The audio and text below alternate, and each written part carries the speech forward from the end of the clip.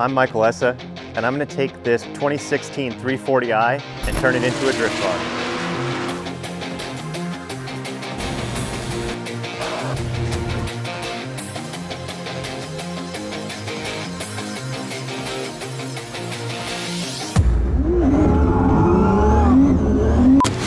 Fuel filler goes on the fuel jug. Basically it's quick fill. Basically just slam this thing on there. Fills up the tank. All this stuff from Radium is just super nice. Really well built. Already opened it.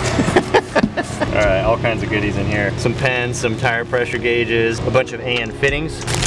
A nice billet aluminum housing with a 6-micron filter inside. That'll get all the debris, if there is any, out of the tank. The billet cap here, most fuel cell companies have this really thin aluminum plate with a bunch of stuff bolted onto it, but they went the extra step. All of the power and ground stuff going through the fuel pumps inside with ring terminals makes it way easier to wire, easier to check stuff, easier to do repairs.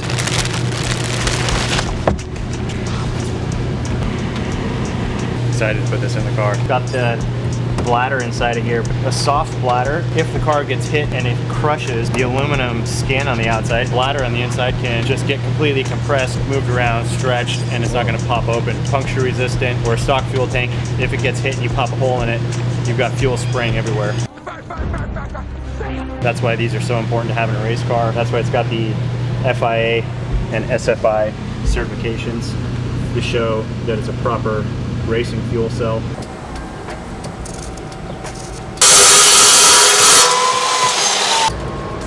Cool, that looks good. And then it'll be flush with the fuel cell on that side rather than doing just like a straight cut and kind of having that bit hanging off there. We'll cut this and then we'll cap that, put the nut certs in there.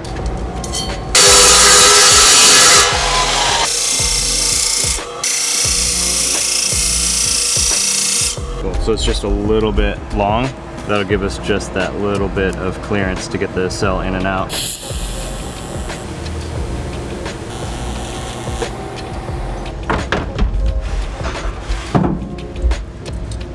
Figure out what the angle is here, so when I make a tube to drop down here, it won't be a bunch of hand fitting. Probably can get it cut the first time and it'll fit properly.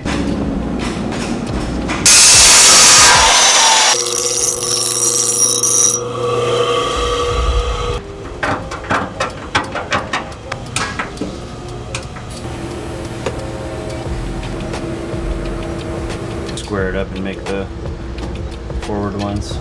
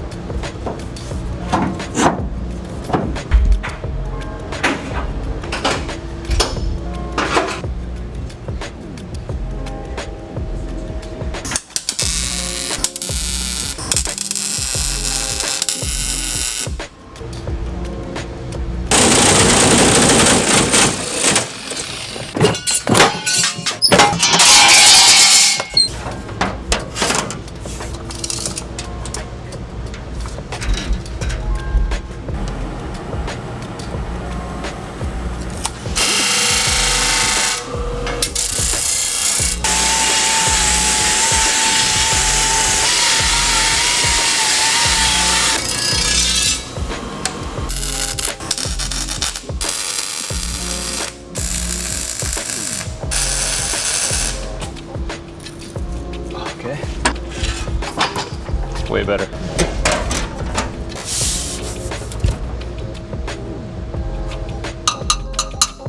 All right, go ahead and pull the radio.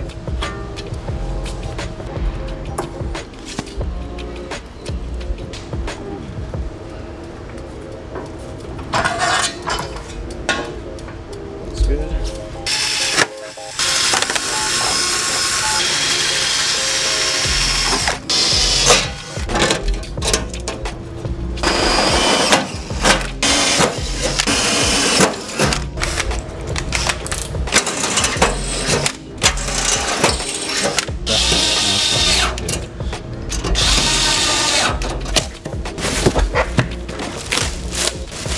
Good thing I grabbed the actual radiator because I forgot that one I modified to make it fit in the other car. This is probably gonna work out way better.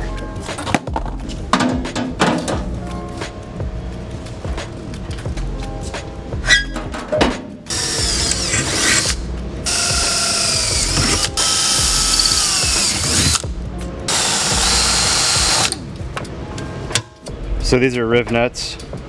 Basically same idea as a rivet, but they're threaded inside. So you can take these pieces, put them into a panel, and now you have a threaded insert. So it expands the backside just like a rivet. It's got these little grooves on it to keep it from spinning. They still do spin sometimes, so you gotta be careful with them. Now we don't have to worry about trying to get a nut on the backside with the bolt.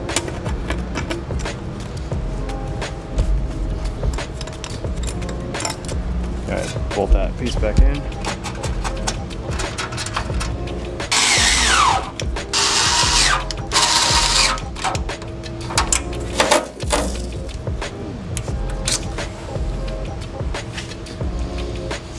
Alright, now I gotta figure out what I'm gonna do for the top. The last thing we did, bolt the radiator in, drilled the fan shroud to mount on the bottom. Not sure how we're gonna mount the top. Gonna leave that for later. Now that we've got the radiator positioned, the fuel cell positioned, the water pump's kind of where it's going to go. I'm going to look at the fitting coming off over here and probably get like a 120 degree -20 fitting. I'll probably cut the end off of that fitting and then weld a piece of aluminum tubing onto it and use the silicone coupler right here. This is going to be a -1690, and it's just going to go down, run along, and drop down there next to the fuel cell, and then they'll come together underneath the car and go through the transmission tunnel. These are basically like the big components that needed to get mounted before we can do all the small stuff. Since the fuel fill is going to be here, I'll probably put the swirl pod on that side. Other than that, we've got most of the stuff kind of figured out. So we had the mounts from AKG, super nice pieces, but when we put it in the car, we realized that we could actually get the engine moved back about 1.5 inches, lower the engine about 1.5 inches also. Everything changes when you move the engine, get the center of gravity further back and lower in the car, and that's gonna help perform better. We're gonna order the drive shaft now, just an aluminum tube with U-joints on it. The way that the Samsonis yoke is on the newer models, it's got this big spline cut in here instead of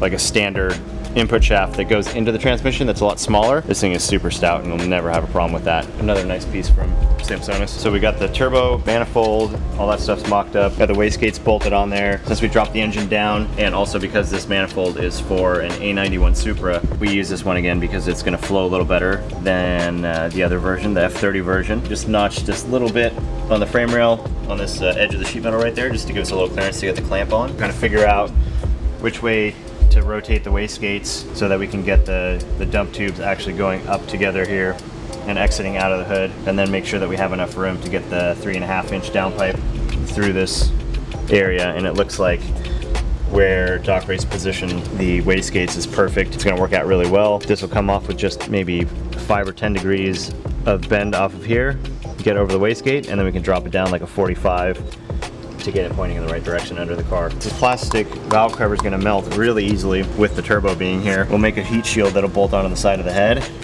and come up with some gold foil and separate all the electronics, the plastic valve cover, and everything from the heat of the turbo and the wastegates.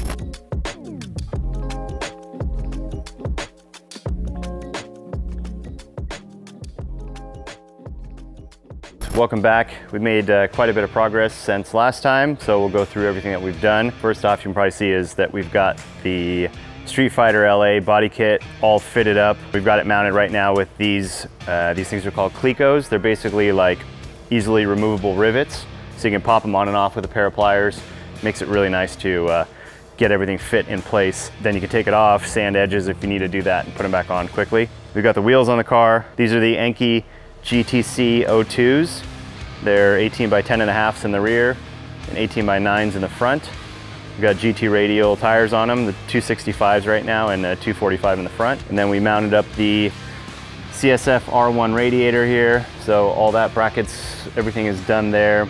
We got the fuel cell in place, got the fuel pumps inside of the radium cell now. So we've got 2 main pumps and 1 feed pump. So the feed pump basically pumps the fuel from the tank into a surge collector, and inside of that collector there's 2 more pumps that are pumping out to the engine. And then there's a return line there also. So we kind of figured out where we're gonna mount everything. We've got the water pump mounted down there. There's the fuel filler neck right here. So it's gonna have a hose that comes up, and we're gonna put the quick fill valve up here. So this guy's gonna get mounted in this area, and I think we'll probably do the fuel level gauge just below it or to the side of it. So as you're filling it up, you can see the level, and we're also gonna have a light there that will basically make a connection. There's a little float inside there. When the float pops up, when the level is full, that makes a connection. The light will come on. We're gonna do that because when you're filling car quickly, this thing will take 6 gallons in probably 5 to 10 seconds. And the fuel level gauge doesn't read that quickly. It kind of goes in steps. So the light's gonna come on instantly, tell them they can stop fueling, and then we use a gauge to basically see after a couple laps how much fuel we have remaining. So that's how we're gonna do that. So this is the Radium swirl pot, and this is where we're gonna fill the water from. There's not gonna be a tank in the front anymore, like the original BMW has, that plastic tank.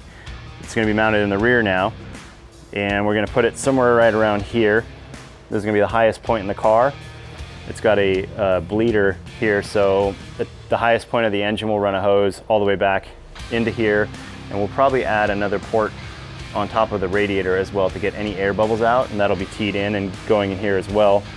And then on the bottom, we'll have a hose that comes down and connects to the radiator, and that's gonna be how this gets water into the radiator system. Similar way we've done it in my E46, and it works really well. This Radium swirl pot is really good. So it's got 2 chambers in here, and it separates all the air, gets it over to one side so that the water that you're pulling into the radiator is air-free, circulates, any air comes out, goes to this high point. So we just finished up all the rear firewall. We've got these panels that are basically gonna be bolted in, and then we'll do a seam sealer and glue all these edges in place. This panel will be removable easily, and we'll put like a foam sealer underneath just so there's no air gap, so we can try to keep the smoke and everything out of the cabin. Then this panel will be glued in place also, seam sealed, and we've welded a return edge on here so that when we mount the window, it's going to be mounted in this area and stop here. So all of this back area will be open so that the radiator can get fresh air. Today, I'm going to start doing the exhaust system. So basically I'm going to make the downpipe and the wastegate dump tubes. So basically everything on top in that area. And then after that, probably not today, but I'll probably start working on the intercooler and intercooler mounts and the intercooler. We're basically gonna make the whole exhaust system out of titanium from Tycon Industries. We've got a bunch of stuff here. This is gonna be for the wastegate tubes. They have these pre-cut pie slices for doing the all the bends. You can buy the bent tube also, but it's really expensive, and the pie cuts work really well. So we'll use these to get all the angles. We've got a cone expander, so this goes from the 3-inch that comes out of the turbo up to a 3.5. We've already got the titanium V-band flanges clamped in place, so they're ready to go. And then we'll use this to step it out to 3.5, and then basically from this point back, the whole thing will be 3.5 inch. So right now I'm gonna figure out how I want the exhaust to come out. If I get a straight tube here, obviously it's gonna interfere with the valve cover. If I put a bend in here, it's gonna keep it away from everything, but it's gonna hit here. So I think I'm gonna have to come out straight a little bit, then do a bend, and then have it start dropping down. That'll give us some room, some clearance for the top of the wastegate also. Try to keep some of the heat away from there, rather than running the tube really close down here and try to keep some air gap here so we have better cooling for that wastegate. So I've got this taped up here, help it from getting scratched, and also on the side that I'm gonna cut, it'll give me that straight line to follow.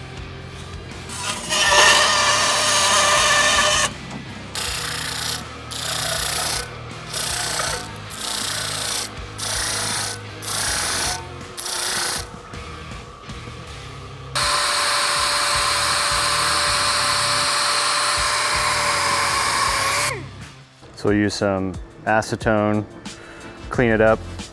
There's a little bit of tape residue, but also take everything off, all the oxidation and oil and whatever else might be on the material.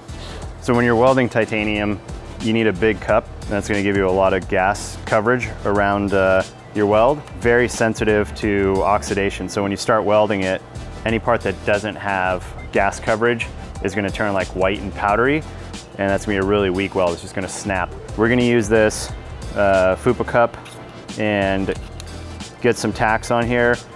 And once we get a big piece tacked together, then we'll use some silicone plugs and feed argon, which is the gas that you use for shielding, inside of the tube, so there's no air on the inside either, and that's when we'll actually weld it together. But for now, we'll just do some tacks. The tacks are going to be weak, but they'll hold everything in place until we can get it covered up with the silicone plugs and filled with argon.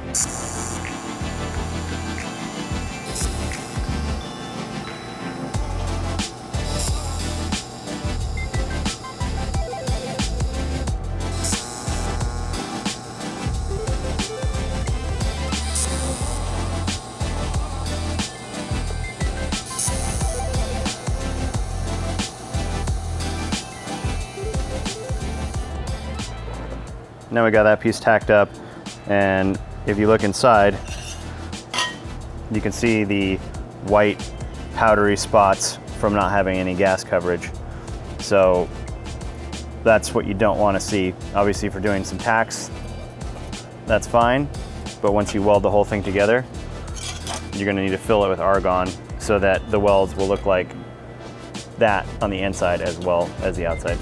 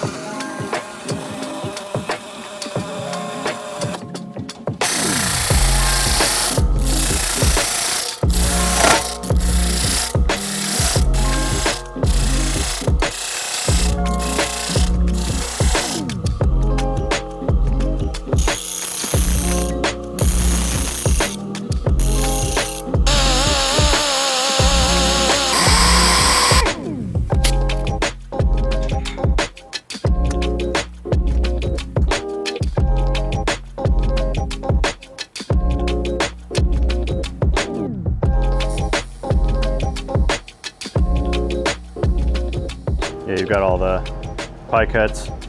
Basically stack them together to make whatever angle you need. And you can kind of line up the seam here on the inside of the tube if you want it to be flat. So if you want a flat radius, you can line up all these seams.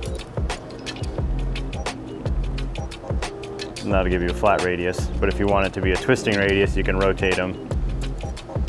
And then it'll start with one angle and twist into going a different direction.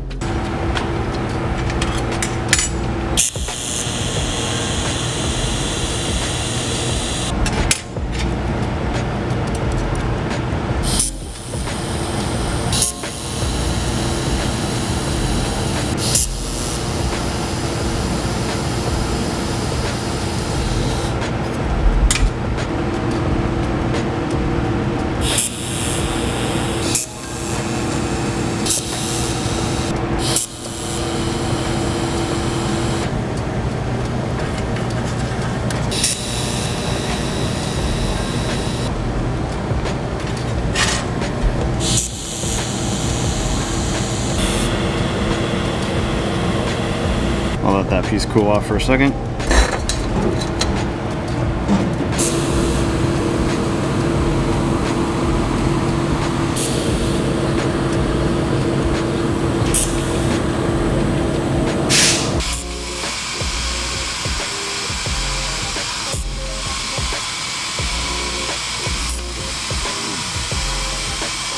Time to tack the flange.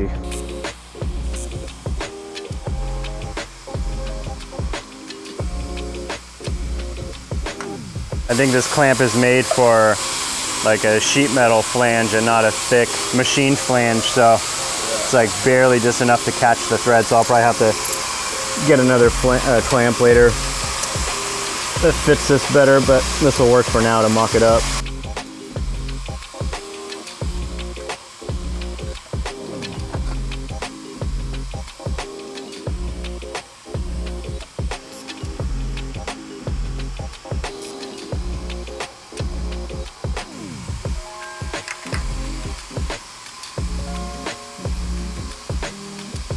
Looks pretty good. So I've got it shifted away from the valve cover a bit, close to the chassis, but that's okay. More worried about melting the valve cover. We'll put some gold tape around here and keep the heat off of that. Basically bounce it all back here, and then in there we're gonna have some electronics and stuff, but nothing that's too heat sensitive, so it should work out pretty well. We've got a good gap here between the wastegate and the exhaust, so it won't heat up the top of the wastegate. Overall, looks pretty good. Off the front of the turbo here with like a 90-degree silicone elbow. So I've got it kind of roughly marked out here where we're gonna trim that out and have the air filter sit right above the intercooler here. And that's gonna get some nice fresh air coming through the front of the grill directly onto the air filter. So before I work on the rest of the downpipe and underneath the car, I think I'm gonna get the wastegate tube started. Now that the downpipe is in place, we know anything I have to work around. So we'll see what we can do to get these wastegate tubes kind of in the same area. I want them to come up and out of the hood next to each other, right around here. So figure out what we need to do to make that happen.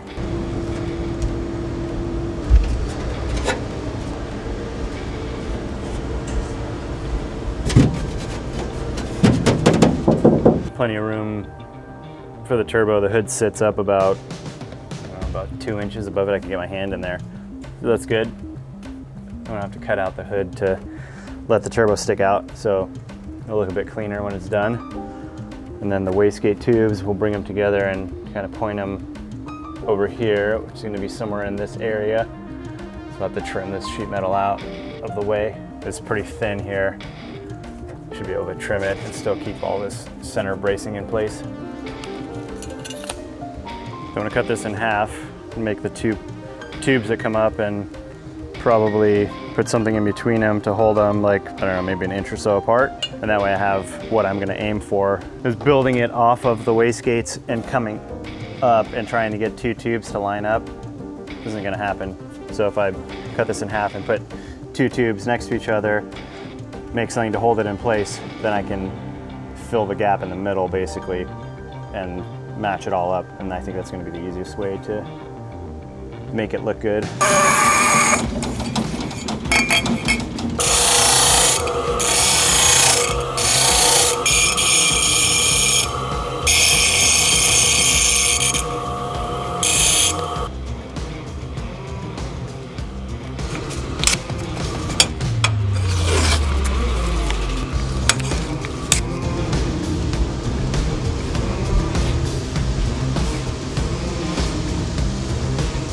Maybe I'll just do the rear one first.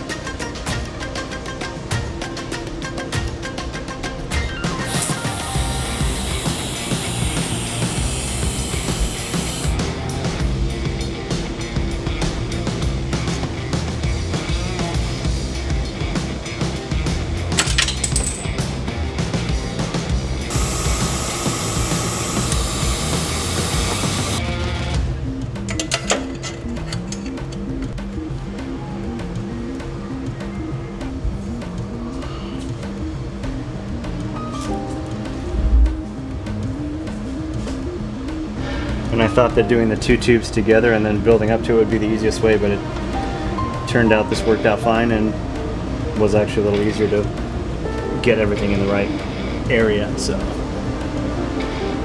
sweet.